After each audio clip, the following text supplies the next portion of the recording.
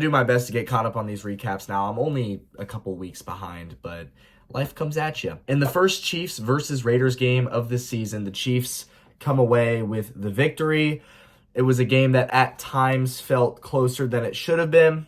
I know I complain about this pretty much every week. The Chiefs not scoring as much as they could. But I think me, along with many other Chiefs fans, just still hold on to those 2019, 2020, 2021 days of the deep bombs and the running up the scores. And it's not that the Chiefs got worse. It's just that they changed their brand and they changed the way that they play games, and it's proven to be a successful way of playing.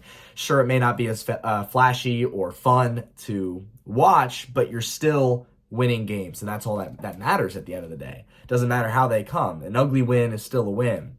And while most games this year have felt like ugly wins, they've still been wins. And this is just the brand of Chiefs football. It's hard, gut-punching football. They play a physical game. It's a very tough, gritty Chiefs team. It's just the way the brand is now. But this is a game that the final score makes it seem like it was closer than it actually was. Yes, this game felt close at times. Certainly could have gone another way had the Raiders secured more of their opportunities, but really at the end of the day, the Chiefs had control of the game once it mattered, which is typical of this year's team. The Chiefs, on their first drive of the game, they get involved early and they get a touchdown, while in the meantime getting DeAndre Hopkins involved. This was DeAndre Hopkins' first game in a Chief uniform, and he played pretty damn good. It was an encouraging thing to see, because if you're a Chiefs fan, you don't have Rashee Rice, you don't have Hollywood Brown, you don't have Juju Smith-Schuster. You've got Worthy, who's got a lot of potential, but he's a rookie. And then you've got Mecole Hardman and Sky Moore, who don't know how to play football.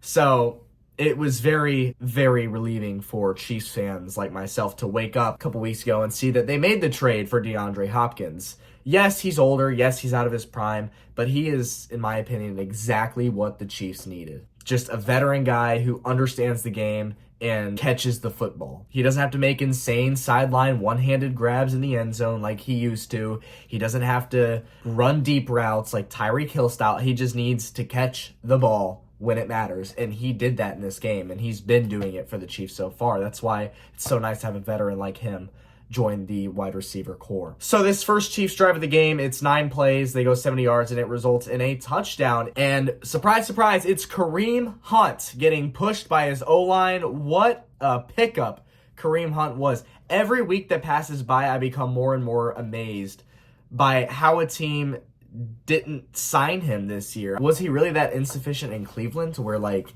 he got cut and no other team wanted to pick him up? Like that, it's crazy, because he's been so damn good for the Chiefs. So damn good. Every single week you can rely on him. He's a slippery dude. He looks like he's going to get tackled for a loss of 1 or maybe a gain of 1, and then somehow gets an extra 3-4 yards every carry. It's incredible, and it's starting to almost feel like when Pacheco comes back, they're probably going to be getting even splits of the carries, and maybe Hunt, dare I say, could even get more carries than Pacheco. He's been playing that good for Kansas City. But no, he gets pushed in to the end zone by his O-line to go up 7-0 early. All right, let's see what Gardner Minshew and the Raiders have on their first drive. And they kind of bullied the Chiefs defense on this first drive. Like, just picked them apart, short gain after short gain. Kind of how the Chiefs do. And it was it reminded me really early on of the Green Bay game last year, how the defense just had no answers for the dink and dunk offensive play calling that the Packers had all game, and it just tore us apart. We lost that game, but that's what was happening on this first drive. It was just dink and dunk to the end zone, and the Raiders get on the board. It's a Jacoby Myers touchdown for Minshew. And really early on, the Raiders don't look scared of the Chiefs defense, and Gardner Minshew is not playing bad. So it's 7-7. The Chiefs would get the ball back, and they would punt after just 5 plays. The Raiders, with their next opportunity, would go 10 plays, 50 yards, and secure the 54-yard field goal from Daniel Carlson to make it a 10-7 Raider lead. And with the Chiefs' next opportunity, they run another long, time-consuming drive. I'm talking this is an 8-minute, 16-second drive. 13 plays, they go 70 yards, and they get the touchdown. This one goes to none other than Travis Kelce. his first touchdown of the season and his first touchdown in 13 games. So this was a really good sight to see because Kelce to this point had been quiet all year. He hadn't been getting as many targets and catches. He hadn't had any touchdowns at this point. People were really starting to question, is he washed? Is he ass this year? I don't know. But he secures the touchdown for his first of the year. It's a 5-yard pass from Mahomes, and the Chiefs are up 14-10. The Raiders would get the ball back, and the Chiefs defense forces a 3-and-out on the Raiders. The Chiefs would get the ball with less than a minute and a half to go and just one timeout. That's all they needed, as they would drive 56 yards on 9 plays and get the 42-yard field goal from Harrison Butker to make it a 17-10 lead going into halftime. The Chiefs defense holds strong to open up the second half of the game, and the Raiders would once again be held to a 3-and-out. But the Chiefs would get the ball back, and they wouldn't do anything with that opportunity, as they would repeat what the Raiders did and also go 3-and-out. And with this punt, with this 3-and-out drive, the Chiefs essentially gift-wrapped a free 3 points to the Raiders. Ariza would punt it 51 yards from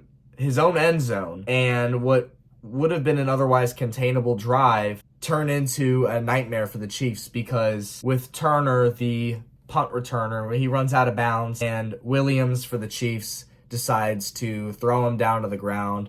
On slow-mo replay, it kind of looked like it wasn't too bad, but the way it looked in real time, I mean, it's going to get called 10 times out of 10. I'm not going to defend that one bit. It was a stupid play. It gave the Raiders an extra 15 yards to start their drive. So they're on the KC 43 to start the drive, thanks to this 15-yard penalty on Williams. And when I say they gift-wrapped the Raiders a free 3 points, that's exactly what happened. They got down to the Kansas City 4-yard line. Really should have been a touchdown. They got the 4-yard line. They have first and goal at the 4. Madison gets stopped for a loss of 4. Second and goal at the 8. A short pass to Madison for no gain.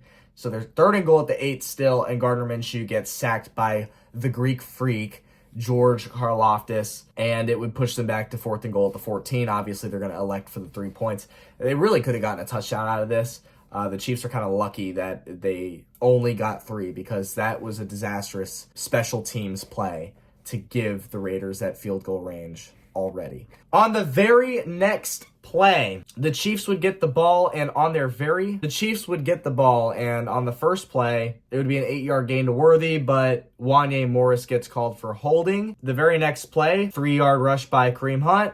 Wanya Morris, once again, back-to-back, gets called for another holding at the Kansas City 2-yard line. Mahomes throws a middle pass for Travis Kelce, but he hits, I believe he hit a helmet of a Raider player, and it gets tipped up into the air and picked off and stopped at the 3-yard line. So there you go. You're giving the Raiders points. And that was what was frustrating about this game. We were just giving them opportunities for points. You had the bad punt play, which resulted in 3, should have been 7. And then you had this interception that, frankly, I fault Wanya Morris for it, because the back-to-back holding penalties. I mean, Wanya Morris is not a good left tackle. In my opinion, the biggest Chiefs weakness right now, and I pray that it gets better, but the biggest Chiefs weakness right now is by far the left tackle position, and that is Wanya Morris, who isn't even really supposed to be playing there. It's supposed to be Kingsley Suamataia, the rookie, but Suamataia had been playing so terrible that they really had no choice but to put Wanya Morris in there. And Wanya Morris is a little better than Suamataia. He contains the left side a little better, but it's like going from a Chevy to a Ford. It's really not a whole lot to write home about. The difference is so subtle that nobody really notices. So those back-to-back holding penalties on Wanya Morris did not help the Chiefs at all, and it would result in that tipped interception from Mahomes. And so the Raiders now, they have first and goal at the Kansas City 3 as a result of that interception, and the defense comes up huge. Madison up the middle for a 2-yard gain. All right, you got second and goal at the 1-yard line. Most teams can make this with ease. Madison up the middle, no gain. Third and goal at the 1-yard line. Madison run again, and he loses 2 yards. The Raiders get aggressive, and they go for it on fourth and goal at the 3-yard line, and Minshew gets sacked. So what a sequence for the Chiefs defense. And once again, the defense comes up huge for the Chiefs. They've been doing this almost every week. It's remarkable what this defense has been doing for the last 2 seasons. And they come up huge again here as they would stop the Raiders on 4 straight downs within 3 yards of the goal line. The Chiefs would get the ball back, and even though they started their own 8-yard line due to the turnover on downs, it still doesn't stop them from stringing together a long and grueling drive for the Raiders defense. 19 plays, 87 yards, nearly 10 minutes of game clock taken off, getting about halfway through the fourth quarter, and they settle for a field goal. It's a 24-yarder from Harrison Butker. You're killing that clock. You're just gassing the Raiders defense. And then the Raiders would get the ball back, and on their second play, Minshew gets strip sacked by Pennel and recovered by Tranquil. The Chiefs don't waste this opportunity. They don't dilly-dally and screw around. They go 8 plays in 3 minutes, 38 yards, and Xavier Worthy gets the touchdown from Patrick Mahomes' 9-yard touchdown, and it's 27-13 with 5 minutes to go. And at this point, the game is out of reach. The Raiders do try their best to crawl back. They go down with their next drive, 13 plays, 70 yards. They get a touchdown of their own, Minshew to Turner. That would make it a 27-20 game, and the Chiefs recover the onside kick and just kneel it 3 times. The game's over. While the score sheet kind of indicates that it looked like a close game, really wasn't towards the end. I mean, in the fourth quarter, the Chiefs just controlled it the whole time. They were up by 2 scores the majority of the fourth quarter.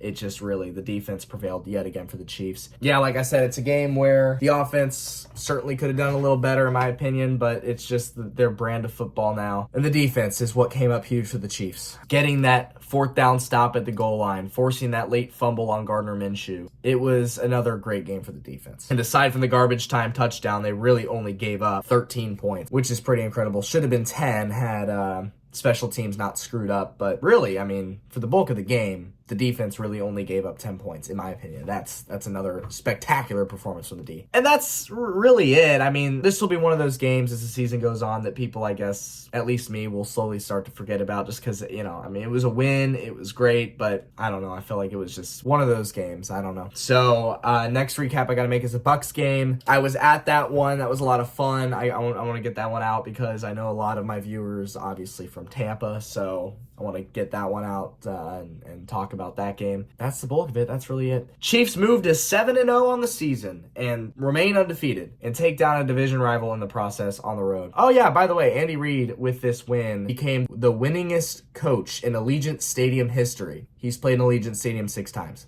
He's 6-0. Ain't that something? So with that being said, I'll catch you in the next one. Go Chiefs. Peace out.